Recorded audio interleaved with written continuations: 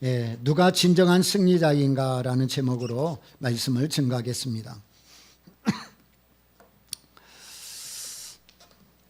연세 드신 분들은 기억할지 모르겠지만 1977년도 홍수환 선수가 파나마라는 나라에 원정을 가서 챔피언 결정 경기를 했습니다. 그때 상대가 카라스키아라는 선수인데 그 당시에 굉장히 유명하고 권투를 잘하는 선수였습니다. 근데 우리나라 홍수환 선수는 그만큼 유명하지 못했고 또 이름도 날리지 못한 상태였어요. 그런데 먼 파나마까지 원정을 가서 경기를 시작했는데 2회전에서 4번이나 다운을 당했어요. 그래가지고 모든 국민들이 TV를 보면서 실망하고 물건을 집어 던지고 화가 나가지고 굉장히 있었습니다. 4번이나 다운을 당했는데도 또 일어나는 겁니다. 그러고서는 간신히 2라운드를 마쳤어요. 그리고 이제 3라운드에 들어왔는데 어찌된 일인지 이 홍수환 선수가 힘을 내가지고 이 카라스키아 선수를 3라운드에서 KO를 시키고 말았어요. 2회전에서 4번이나 다운을 당하고 완전히 패배할 것처럼 여겨졌는데 3라운드에 가가지고 완전히 KO를 시켜가지고 챔피언이 되었습니다. 그 먼 파나마에서 우리나라 TV로 홍수환 선수가 우승벨트를 매면서 엄마 나 챔피언 됐어 한 소리가 아직도 귀에 쟁쟁한 것 같습니다. 여러분, 누가 승리자가 되는가요? 마지막에 이기는 자가 승리자가 되는 겁니다. 앞에서 넘어질 수도 있고 다운될 수도 있고 지칠 수도 있고 연약한 모습을 가질 수도 있어요. 그런데 끝까지 인내하고 버티고 견디고 마지막에 두 손을 들고 승리하는 사람이 진짜 승리자가 되는 겁니다. 저는 그 홍수환 선수 경기를 보면서 꼭 우리 신앙생활하고 비슷한 것 같아요. 우리가 신앙생활 하다 보면 다운도 당하고 머리도 맞고 배도 맞고 얼굴도 맞고 그러면서 예수 믿는 사람이면서도 참 무기력하고 연약한 모습이 참 많은 거예요. 그렇지만 우리가 중간에 또 과정에는 그렇게 넘어지고 깨어지고 부서지고 지치고 다운되고, 그런데 하나님께서 우리의 결론을 승리자로 영광을 얻을 자로 챔피언으로 하나님이 결정해 놓으셨단 말이에요. 비록 우리가 가는 과정에는 가는 길에는 그런 연약한 모습이 있지만 마지막에 우리의 모습은 마지막에 우리가 앉아야 할 장소는 승리의 자리요 영광의 자리요 기쁨의 자리요 하나님의 천국을 유업으로 얻을 자로 하나님이 우리를 세우셨단 말이죠. 그러니까 여러분, 신앙생활하면서 때로는 다운된다고 포기하지 마세요. 힘없다고 좌절하지 마세요. 여러분, 포기하면 마지막 승리의 자리에 설 수 없어요. 다운되더라도 또 일어나서 버텨야 돼요. 매맞더라도 버티고 견뎌서 다음 라운드로 가야 돼.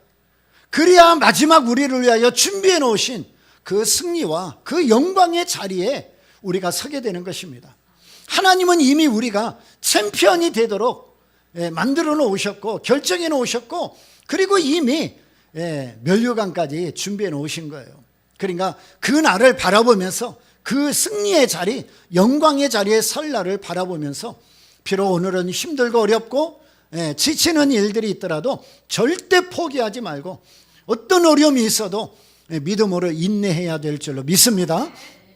오늘 요한계시록 13장은 굉장히 중요한 내용이 담겨 있어요.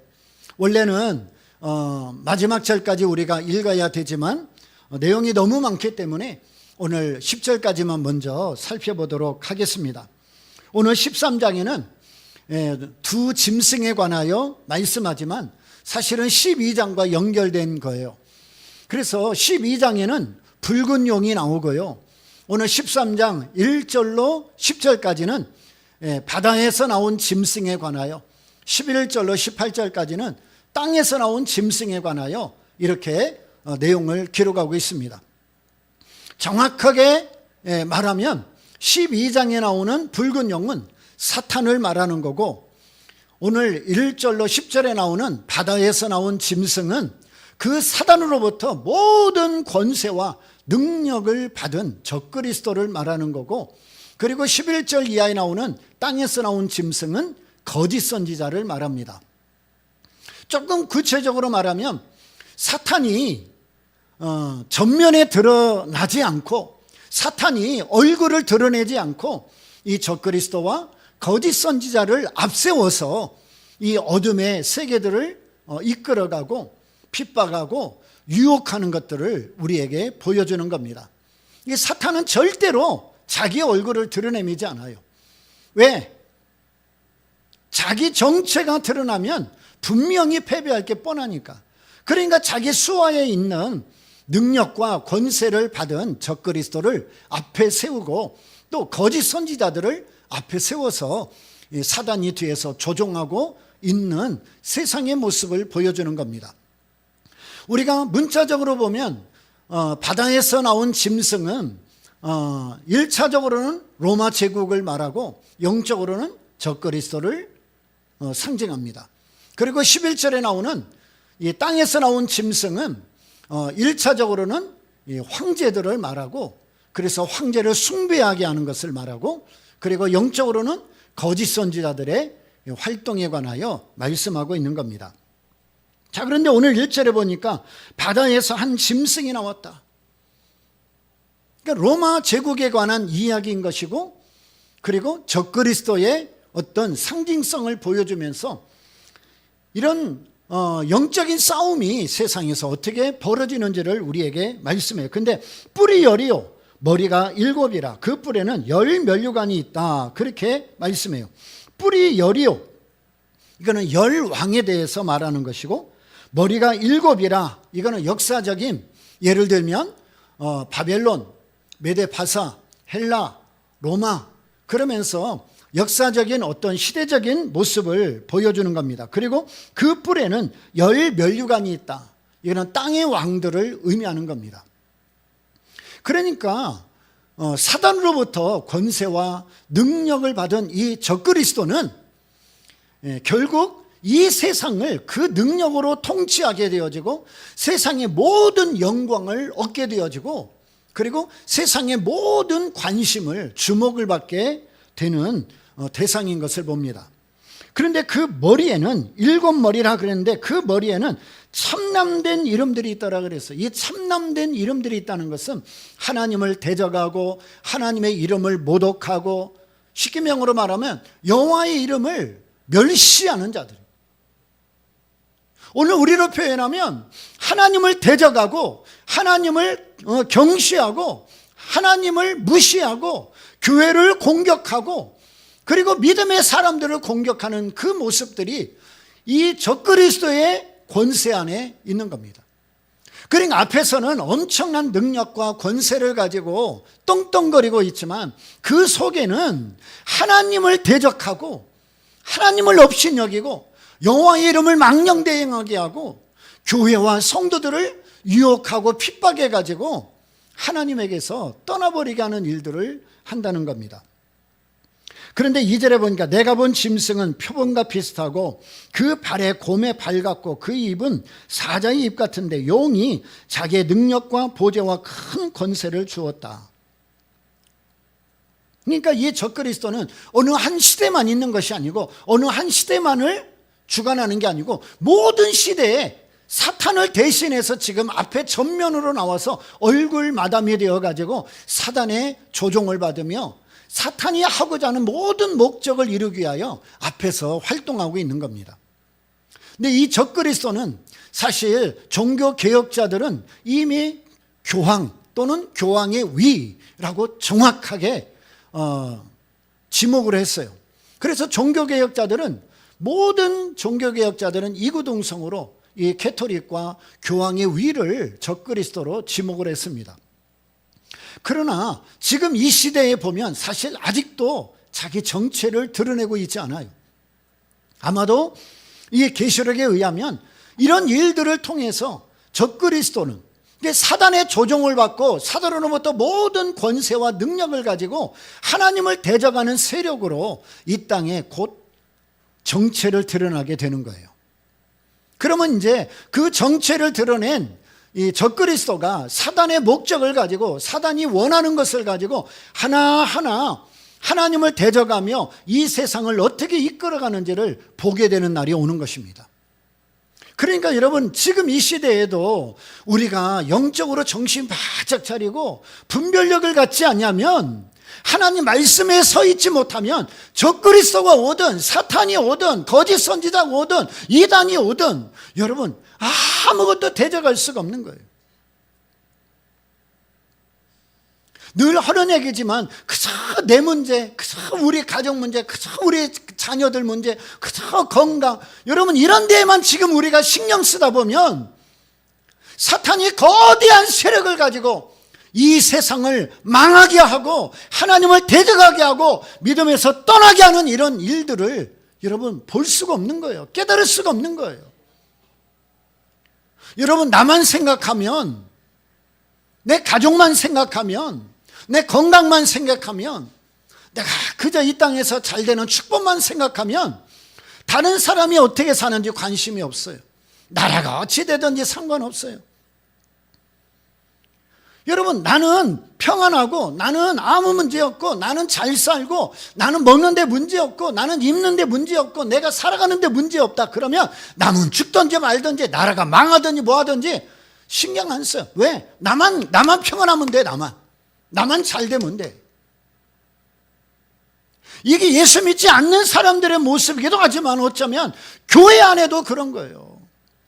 교회 안에도 보면 자기밖에 몰라. 그러면 교회가 어떤 좋은 일이 있는지, 어떤 어려움이 있는지, 교회가 재정적으로 괜찮은지 아니면 어려움이 있는지, 교회 안에 성도들 가운데 또 좋은 일이 있는지 어려움은 없는지, 누가 한편에서 지금 울고 있지는 않은지 관심이 없어요. 그리고 뭐 관심이 없으니까 기도도 않는 거지. 그러니까 일주일 내내 남을 위해서 기도를 해보나, 교회를 위해서 기도를 해보나, 목사를 위해서 기도를 해보나, 나라를 위해서 기도를 해보나. 기도할 게 없어. 왜? 관심이 없으니까. 근데 여러분, 우리 가족 중에 한 명이라도 아파보세요. 가족 중에 한 명이라도 아프면요, 모든 가족이 다 비상이에요. 비상. 편안할 사람이 없어. 한 명만 아파도 모든 가족이 비상이 걸리는 거예요. 육체적으로나 물질적으로나 여러 가지 환경적으로 비상이 걸려요. 근데 여러분, 우리는 그리스도 안에서 하나잖아요. 한 가족이잖아요. 한 공동체잖아요. 그런데 교회에 관해서 기도 않는다? 다른 성도들을 위해 기도 않는다? 나라와 민족을 위해 기도 않는다? 다른 사람이 지금 눈물을 흘리고 금식을 하고 애통을 하며 통곡을 하며 울고 있는데 그를 위해서 기도 한 번 않는다? 여러분, 그게 어떻게 그리스도인이며 그게 어떻게 구원받은 자라고 볼 수 있습니까? 그게 바로 요한계시록의 사대교회를 향하여 너희가 살아있다고 나나 진짜는 너희가 죽은 자로다. 우리 눈으로는 보지만 보는 것밖에는 못 보고 하나님이 어떻게 일하시고 사단이 어떤 일을 행하는지 그 영적인 것은 볼 수 없는 소경이나 똑같은 거예요.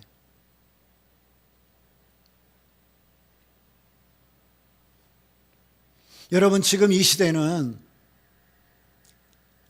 계시록의 말씀이 하나하나 성취되어져 가고 그 말씀이 이루어져 가는 시대입니다.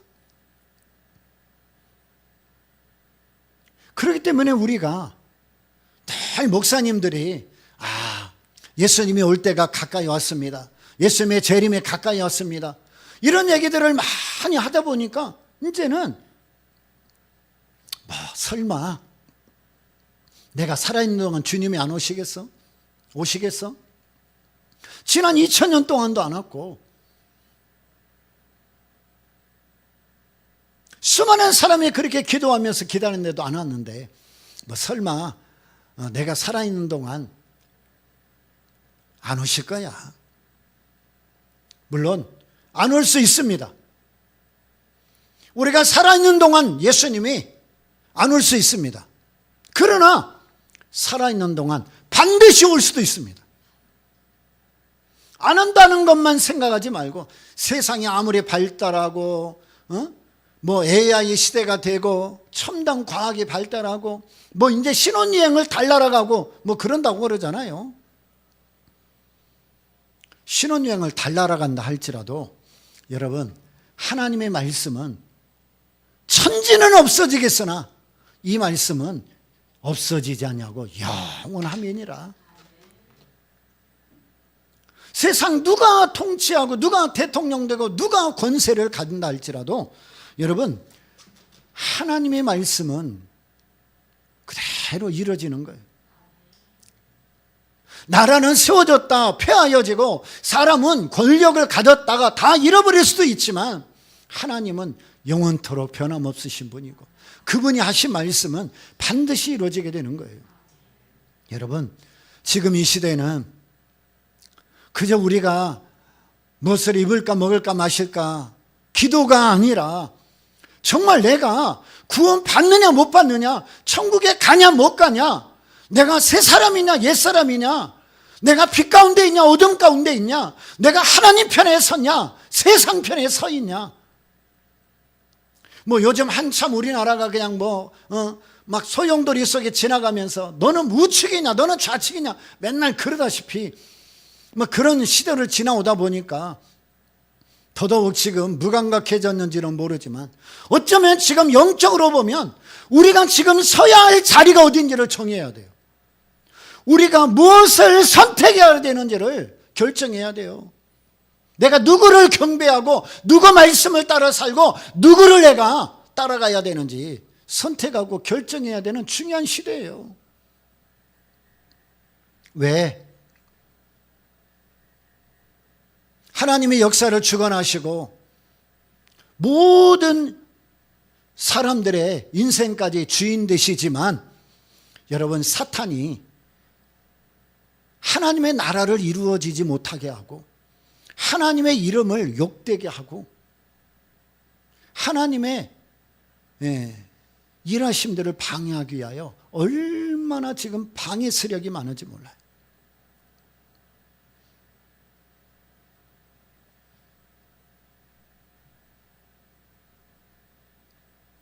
지금 뭐 이미 아시는 바가 되지만 우리나라가 지금 여러 가지 법안들이 많이 발의가 되면서 어찌 보면 뭐 지금 이제 뭐 성평등 가족부를 만든다, 뭐 별의별 얘기들을 다 해요. 성소수자 30%까지 공공기관에 배치하겠다. 막을 방법이 없어요. 기독교계에서 들고 일어나 데모는 하고 있지만 법안을 통과하는 사람들이 국회 안에서 200명 가까운 사람들이 있는데 맘만 먹으면 얼마 전에 그냥 오늘이라도 통과할 수 있어요. 요즘에 뭐 여성가족부 장관 후보자가 이런저런 일로 하여튼 매일 뉴스거리를 차지하고 뭐 낙마하냐 안 하냐, 사퇴하냐 안 하냐 요즘 관심거리가 많은데 여러분, 이게 지금 거기서 문제가 아니더라고. 제가 기자들이 하는 얘기를 들어보니까 이번에 여성가족부 장관 후보자가 만약에 막 갑질이며 뭐며 이런저런 일로 인해서 만약에 자진 사퇴하거나 만약에 낙마한다면요 더 큰 문제가 오더라고. 지금 여의도에서 그 사람이 낙마하게 되면, 그 사람이 사퇴하게 되면 다음 사람이 이미 정해져 있대.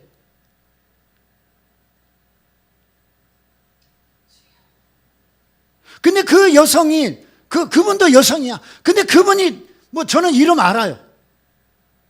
근데 그분은 완전히 페미니스트야. 아주 드러내놓고 법안을 만들고 발의하고 통과시키기 위해서 노력하는 최일선에 선 여성 의원인데 그분이 여성가족부로 간대요. 또 만약에 지금 후보자가 사퇴하게 되면 이 갈수록 태산이야.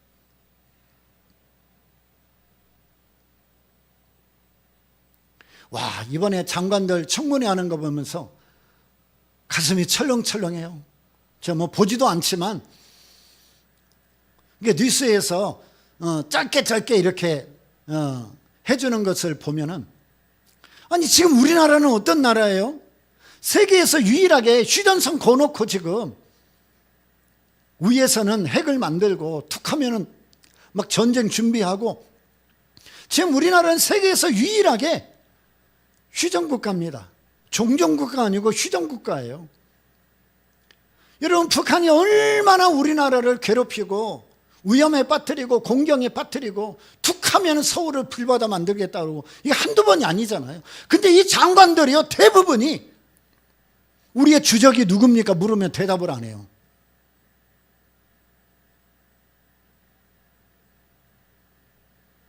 우리나라의 가장 위험한 나라가 어디냐? 가장 위험한 사람이 누구냐?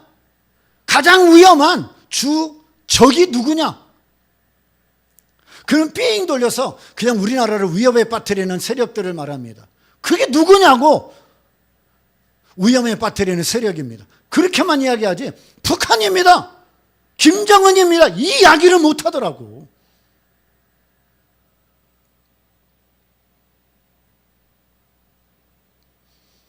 와, 진짜 나라를 위해 실망도 많지만 기도를 많이 해야 될 때입니다.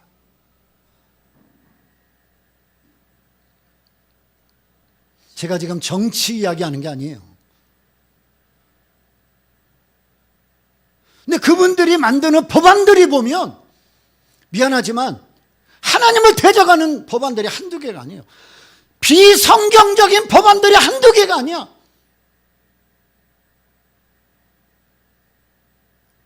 뭐 그들 입장에서는 하나님을 안 믿으니까, 성경을 인정하지 않으니까 그럴 수 있겠지만, 여러분, 예수를 믿고 하나님을 믿고 있는 우리 기독교인 입장에서는 굉장히 위험한 겁니다.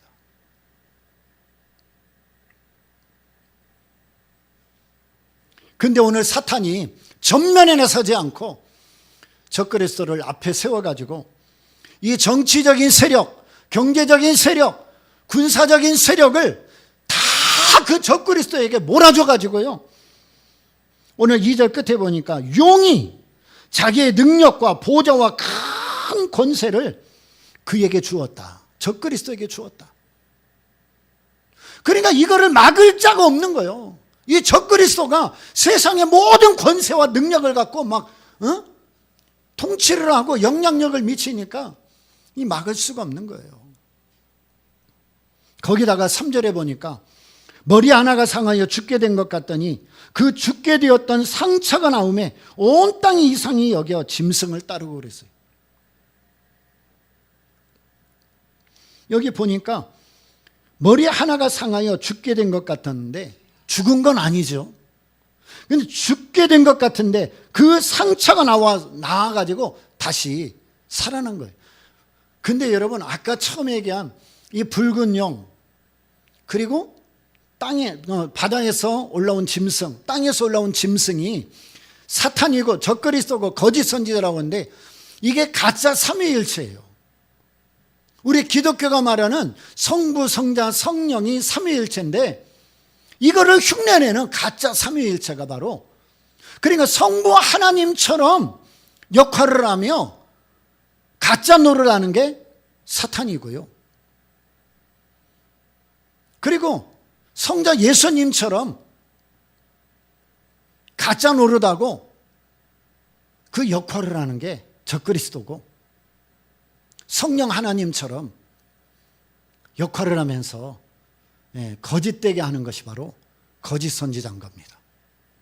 그러니까 이 가짜 삼위일체가 결국은 이 영적인 세계를 좌지우지하는 거예요. 근데 그 가운데도 이 사탄이 적그리스도와 거짓 선지자를 이용해서 이 세상을 좌지우지하는 겁니다. 그런데 오늘 3절에 머리 하나가 상하여 죽게 된 것 같다가 그 상처가 나와가지고 온 세상이, 이야, 이거 대단한데? 야, 대단한 능력인데? 저럴 수가 없는데? 그러면서 다 빠져들어가는 거예요. 마치 이 적그리스도는 예수님이 십자가에 죽으시고 부활한 것처럼 그렇게 가짜로 속여가지고 사람들을 현혹하는 겁니다. 죽은 줄을 알았는데 다시 살아난 것처럼 나오는 거예요. 그러니까 사람들이 우와 대단한 능력이다, 저기에 능력이 있다, 저기에 생명이 있다, 저기에 진리가 있다, 저기에 구원이 있다, 그러면서 막 쏠려 들어가는 거예요. 요즘에 우리나라는 조금 잠잠해지긴 했지만 한 2, 3년 전만 해도요, 코로나 바로 직전까지만 해도 얼마나 세계 곳곳에서 이상한 사람들이 와가지고 막 치유 집회하고 뭐 은사 집회하고 뭔 집회하고 뭔 집회하고 막 뭔 체육관 빌려서 하고 막 어디 뭐 어쩌고 막 난리가 아니었어요. 근데 한국교회 성도들이 우르르 갔다가 우르르 갔다가 우르르 갔다가 다 그러는 거예요. 이 사람들이 야 죽었다가 살아났대. 실제로는 죽은 것도 아니야. 근데 죽었다가 살아났대. 그래? 그러면 가봐야지. 아주 유명한 아이고 뭐 저기 뭐 아프리카의 무슨 남미에 유명한 목사님이 와서 뭐 은사 집회하고 치유 집회한대. 거기 가면 대단하다. 그래요? 그러면 가봐야지.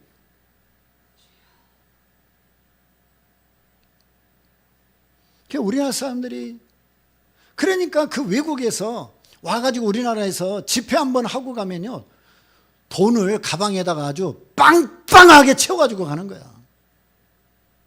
얼마나 헌금 잘해요 우리나라 성도들. 그런 데 가서. 미안하지만 여러분 가짜 목사들이 얼마나 많은지 몰라요.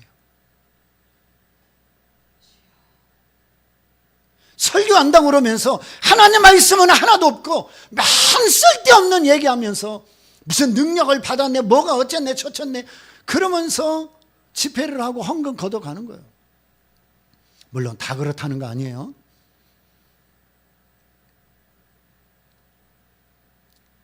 사람들은 막 기적이 일어나고 막 눈에 뭐가 보이고 막 그러면 정신을 못 차려요. 말씀도 필요 없고 믿음도 필요 없고, 네. 보이는 것 따라가고 잡히는 것 따라가고. 그러니까 여러분, 누가 뭐 와가지고 유명한 사람이 와가지고, 네. 뭔 집회를 한다 그거 갈 필요 없어요. 우리 교회 목사가 위에서 기도하고 여러분이 위에서 기도했는데 몸이 안 나왔어. 그럼 좀 기다려야 돼.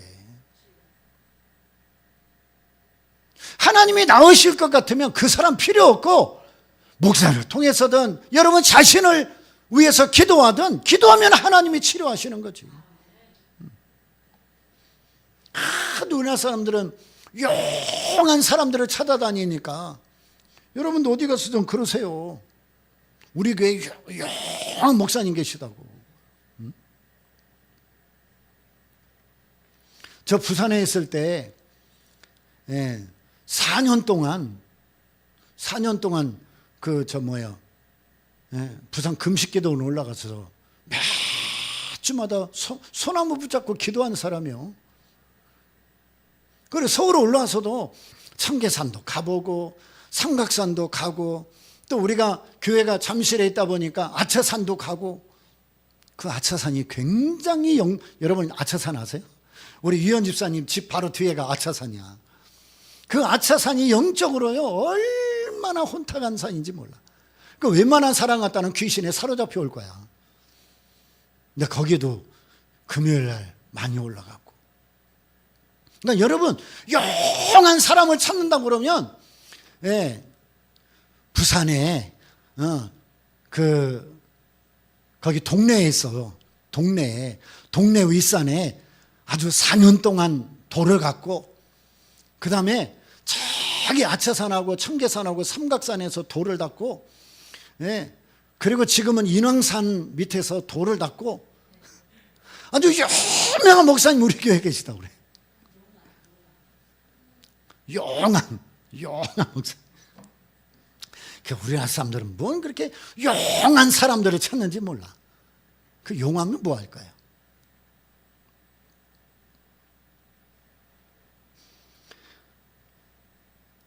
사절에 보니까 용이 짐승에게 권세를 주므로 용에게 경배하며 짐승에게 경배하여 가로되 누가 이 짐승과 같으니 누가 능히 이로더불어 싸우리 하더라.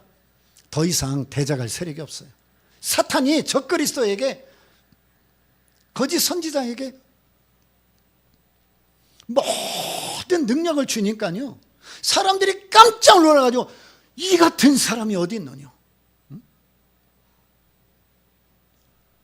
이 시대의 선지자다, 이 시대의 유명한 목사다, 이 시대의 유명한 사람이다, 그러면서 그 사람을 쫓아다니는 거예요. 오늘 보니까 뭐 특검인가 어딘가 거기서 가평에 있는 통일교 본부를 압수수색했대요. 몰랐는데. 그 통일교에 젊은이들이 막 그 둘러싸고 막 울면서 통곡을 하고 막 그러더만 보니까. 거기는 지금도요 철옹성입니다. 지금도. 위대한 아버지 문선명, 지혜로운 어머니, 한 무엇이지? 한학자. 근데 문선명은 죽었고 한학자가 남았는데 지금은 이제 한학자를 어머니로 떠받들면서 얼마나 숭배하고 있는지 몰라요. 그 문선명이 죽고 나서 거기 아들이 7명이거든요. 얼마나 그 후계자 싸움을 많이 했는지 몰라요. 근데 지금 아마 4번째 아들이 그 통일교를 잡아가지고 지금 이제 회장처럼 운영하고 있는데 보면은 대단해요. 이단도 그렇고요. 보면은 이단의 교주들 보세요. 얼마 전에 신천지 이만희가 부산에 교회 가서 설교하는 게 떠가지고 제가 한번 쭉 봤어요. 나도 신천지 하나 만들 수 있겠더라고.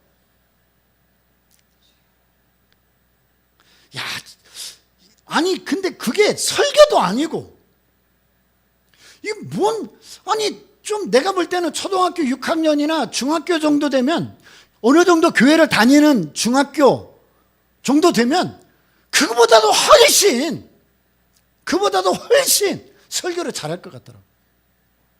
옛날 저희가 2000년도에 토론토에 갔었는데 그때 이제 우리 찬이가 태어나기 전이었고 우리 성현이하고 이제 혜연이가 그때 아마 5살, 6살인가 아마 그랬을 거예요.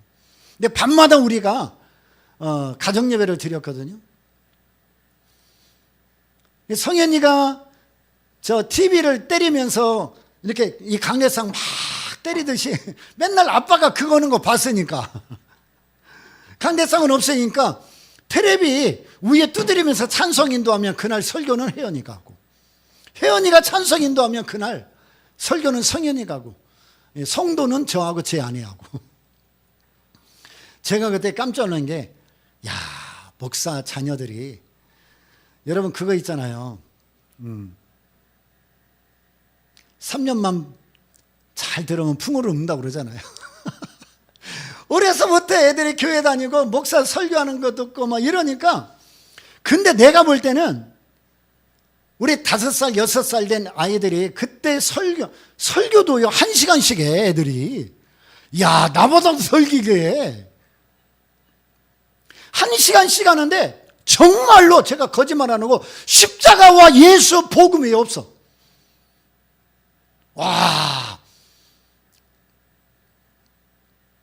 근데 이만희 설교하는 거 보니까 아이고 우리 애들 5살, 6살 때 했던 설교 반도 못 미쳐. 반이 뭐요? 저것도 설교를 하고 그러나?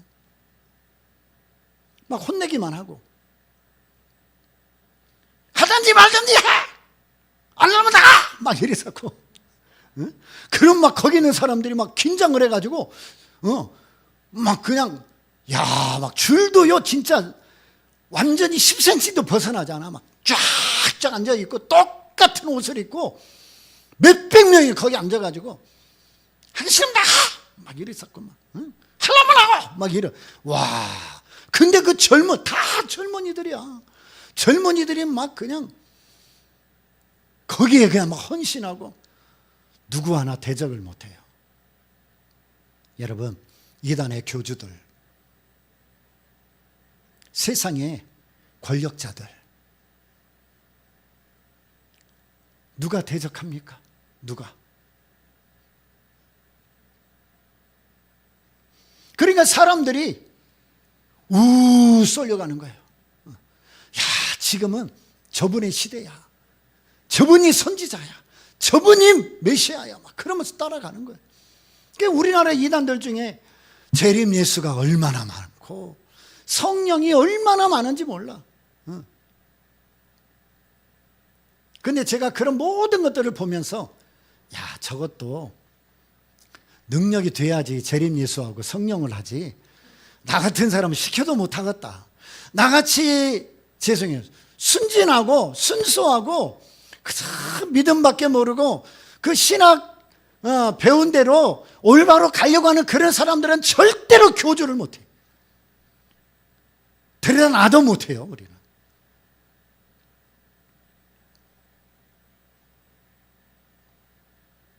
그러니까 예전에 이화여대 교수 한 명이 문선명 막 공격하다가 내가 문선명을 만나가지고 내가 아주 정체를 파헤치겠다. 그래가지고 저는 문선명 만났어요. 딱 30분 만나고 무릎 딱 꿇고 아버지 그랬다는 거야. 진짜로. 아버지. 정체를 밝히러 갔다가 30분 만에 아버지하고 나오는 거예요. 여러분, 이단 교주들 보면요, 보이지 않는 그 엄청난 세력이 있어요. 엄청난 능력이 있어요. 근데 그게 여러분 사탄이 주는 겁니다. 사탄이 주는 거예요. 근데 그런 능력을 가지고 5절에 보니까 42달 동안 일을 한대. 42달이면 3년 반이에요. 1260일. 많은 학자들이 하면 예수님의 초림부터 재림 때까지의 기간이라고 말하고 있고, 그리고 마지막에 환란이 오는 시간이 포함되어 있다. 그렇게 이야기해요. 그러니까 그런 그 해석에 의하면 예수님의 초림부터 재림 사이에 지금 우리는 살아가고 있잖아요. 그러면 이 시대에 예수님이 오기 직전까지 살아가는 우리에게 어떤 일이 있느냐? 이런 적그리스도나 거짓 선지자들이 사탄의 능력을 받아가지고 권세를 받아가지고 세계를 다스리고 세계를 통합하고 그리고 영적인 권세를 가지고 막 휘두르며 산단 말이에요. 근데 사람들은 분별력이 없어가지고 거기가 진짜 메시아고 진짜 구원자고 진짜 선지자고 진짜 진리인 줄 알고 막 따라다니는 거예요. 막 따라다녀. 이단에도 가고 그리고 뭐 권력을 잡은 자한테 붙고.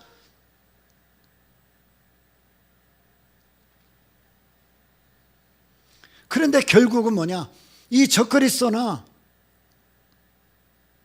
거짓 선지자의 가장 큰 역할이 뭔지 아세요? 하나님을 대적해서 떠나가게 합니다. 두 번째는 교회를 공격해가지고 무너지게 합니다. 세 번째는 예수 믿는 성도들을 유혹해서 떨어지게 해요. 근데 지난주 우리 금요일 날 우리가 말씀을 들으면서 그 얘기했잖아요. 여러분, 세계 교회가 다 믿음이 있는 게 아니라 여러분 유혹이 오니까 사탄의 역사하니까요 교회들이 우두두두두두두 떨어지면서 문 닫고 타락해버려. 목사나 성도들도 3분의 1이 우두두두두둑 타락하고 세속화되고 떠나버리고 이게 아닌 게 몇 그러고 가는 거예요. 신학을 한 목사들이 10년 20년 된 성도들이 이게 아닌 게 몇 그러고서는 아니 10년 20년 설교를 들었으면 아니 걔도 3년이면 풍을 엎는다는데 10년 20년 교회 다니고 이게 아닌가? 그러고 딴 데 가버려? 여러분 그게 지금 믿음인 거예요? 그게 지금 신앙인 거예요? 그런데 마지막 때가 되면 교회도 우두두둑 떨어져서 문 닫아버리고 지금 문 닫고 있잖아요 다. 목사들도 성도들도 우두두두둑 떨어져서 교회 안 다니고 타락하고 세속화되고 종교 이동하고 에이, 꼭 막 교회 가서 예배만 드려야 되나? 내 마음으로 예수 믿으면 되지. 맞아요. 뭐 교회 와야만 구원받는 거 아니니까. 마음으로 예수를 믿어야 구원받는 거니까. 그런데 예수 믿고 구원받는 사람은 그렇게 혼자 신앙생활 안 해요. 성경은 반드시 공동체 안에 들어와서 둘이 연합하여 하나가 되라. 그게 신앙이다. 그게 믿음이다. 그게 교회라는 거예요. 근데 결국 이 사탄은요, 적그리스도나 거짓 선자를 통해서 결국은 세상에, 여기 보면은 오늘 뒤에 다 이야기가 너무 길까봐 그러는데, 오늘 7절에 보니까 권세를 받아 성도들과 싸워 이기게 되고, 여기 성도들과 싸워서 이긴대요. 성도는 질 수가 없어요, 여러분. 진짜 성도는 하나님이 지켜주시고 견디게 하시고 이기게 하십니다. 근데 여기서 성도와 싸워 이겼다는 것은 믿음 없는 종교적인 신앙생활하는 사람들이 유혹을 받아서 넘어지는 걸 말해요. 거기다가 족속, 백성, 방언, 나라를 다스리는 권세를 받아. 그래서 죽임을 당한 어린 양의 생명책에 농명되지 못한 자들은 다 짐승에게 경배한다. 그러니까 불신자들은 말할 것도 없고요, 불신자들 가운데는 다 이 적그리스도의 그 권세와 능력과 희한한 일에 우와 우와 우와 그러면서 다 가가지고 거기서 무릎 꿇고 그를 섬기고 숭배하는 것이고, 교회를 다니는 사람들 가운데 믿음 없이 종교적인 신앙생활하는 사람들은 그래요? 그러면서 거기 또 우다두둑 가가지고 다 무너져 버리고. 그런데 이런 상황에서도 하나님은 진짜 성도들, 진짜 구원받은 자들, 생명책에 기록된 사람들은 지켜주시고 보호해 주시고 넘어지지 않게 하시고 분별하게 하셔서 거기에 빠지지 않고 믿음을 지켜간단 말이에요. 근데 여러분, 그 믿음을 지키는 것이 그냥 되는 게 아니라 대가가 주어지는 거예요.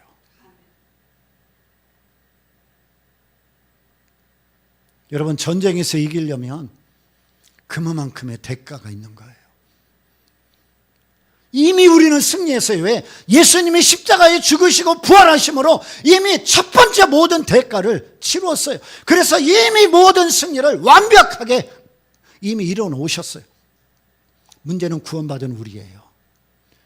예수님은 완전한 승리를 만들어 놓으셨는데 그 승리를 가지고 살아가는 우리가 흔들려 버려요. 넘어지고 포기하고 좌절하고 낙심하고 분별하지 못하고.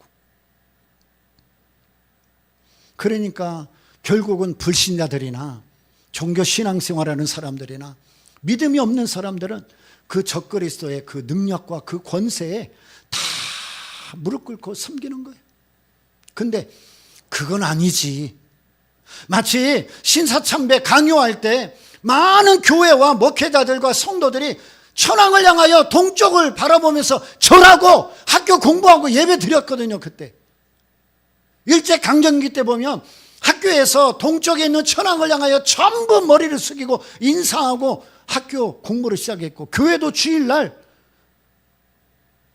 천황을 향하여 절을 하고 그 다음에 예배를 드렸다고. 근데 지금 이제 역사 속에 있는 일이지만, 그때 이제 고신 측을, 우리는 또 합동이라고 그러지만 고신 측을 중심으로 그럴 수 없다. 천황에게 절하는 것은 이건 신사참배다. 어찌 사람이 신이 될 수가 있단 말이냐. 그래가지고 우리는 신사참배 못한다. 우리는 절 못한다. 그래갖고 얼마나 많은 분들이 순교하고 죽음을 당했는지 몰라요. 사람을 숭배하지 않고 천황을 숭배하지 않고 신사를 숭배하면 안 된다. 그거는 우상 숭배다. 그래가지고 목숨을 내놓고 그 핍박과 고난과 온갖 어려움을 이겨내면서 신앙을 지켰단 말이에요. 그 대가가 있어야 되는 거예요. 그 대가가. 내가 믿음을 지키기 위해서는, 신앙을 지키기 위해서는, 구원을 지키기 위해서는, 복음을 붙잡기 위해서는 마지막 예수 그리스도의 이름으로 천국 가기 위해서는 이 땅에서 여러분 구원받은 것으로 끝나는 것이 아니라 그만큼의 대가를 치러야 되는 거예요. 그렇다고 해서 오늘 우리가 죽냐, 뭐 핍박을 받냐? 아니요. 그런 일은 없다 할지라도 우리 삶의 현장에서 순교 생활을 해야죠. 먹고 싶은 거 절제하고, 놀고 싶은 거 절제하고, 시간을 아끼고, 물질을 아끼고, 세월을 아끼고, 생활 순교, 생활 순교. 생활 순교를 통하여 우리가 믿음을 지켜내야 되는 거예요. 여러분, 모든 사람이 다 옳다고 손든다고 그게 옳은 거 아닙니다, 여러분.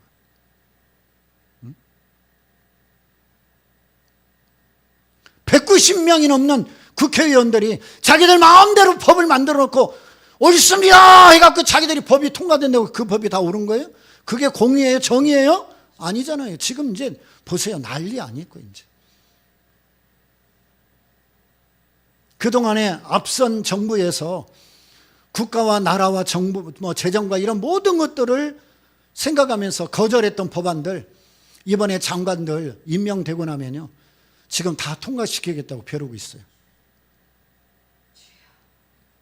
모든 사람이 손든다고 다 옳은 것 아닙니다. 모든 사람이 한 곳에 모여 있다고 거기에 공의가 아니에요. 그런데 믿음의 사람은 모든 사람이 옳소이다 말하더라도 아닙니다. 그게 가면 죽습니다. 그거는 비성경입니다. 그것은 비진리입니다. 그것은 적그리스도입니다. 그것은 거짓 선지자입니다. 그것은 하나님을 대적하는 것입니다. 그거는 성경이 아닙니다. 말할 수 있어야 되는 거예요. 이게 우리 신앙이어야 돼요. 그래서 여러분 그 뒤에 10절에 보니까 사로잡는 자는 사로잡힐 거예요. 칼에 죽이는 자는 자기도 마땅히 칼에 죽이리. 성도들의 인내와 믿음이 여기 있느니라. 왜 성도들이 인내하고 믿음을 지켜야 되느냐? 대가를 치러야 하기 때문에 그런 거예요. 사랑하는 여러분, 짧은 시간에 계시록 전체를 우리가 다루기는 어렵지만 이 짧은 10절 안에 지금 우리가 이 시대를 볼 수 있는 안목을 가져야 되고 이 나라 이 민족을 볼 수 있는 눈이 열려야 되고 더 나아가서는 지금 사단이 여러 영역의 지도자들을 유혹하고 사로잡아서 세상을 어떻게 움직이고 어떻게 다스려가는지 영적 분별력도 필요해요. 그리스도인은 정부에 순종해야 됩니다. 그러나 정부가 위임받은 권위를 벗어나고 인권을 탄압하고 종교의 자유를 빼앗고 그러면 저항해야 되는 거예요. 저항해야 돼. 참 저도 지금 이렇게 돌아보면 코로나 때 참 비겁했다. 비겁했었다. 사실 뭐 우리 교회 성도들 다 와도 안 걸려. 인원수가 안 되니까. 그러니까 구청에서 한번 우리 교회 주일날 왔다가 어이? 뭐 이 교회는 뭐 다 모여도 사람 몇 명 안 되는구나. 그리고 그냥 가버리고 그다음부터는 아예 안 와버렸어. 뭐 인천이랑 막 이런 데는 막 매주마다 나왔거든. 막 고발당하고. 그 또 지금 생각해보면 저도 목사로서 너무 비겁했어요. 하라는 대로 하고 뭐. 아니 어떻게 대통령이 교회 예배를 드려라 말아라 그거 할 수 있습니까? 그 당시에 교회는 못 모이게 해놓고요. 여러분 집에 가서 한번 다 조회해 보세요. 그때요 민노총들 얼마나 데모를 많이 하고 식당이며 카페며 뭐며 다 모였는데 유일하게 교회만 못 모이겠다고 고발하고 목사들 고발. 지금도 고발당해갖고 어려움을 당하는 교회가 있어요. 그 코로나 때 고발당해서 아직도 해결이 안 돼가지고.